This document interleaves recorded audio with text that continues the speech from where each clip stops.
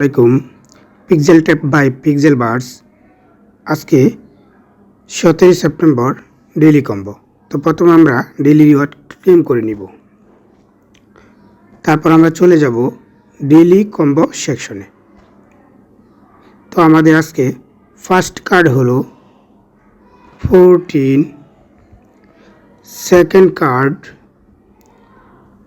12, third card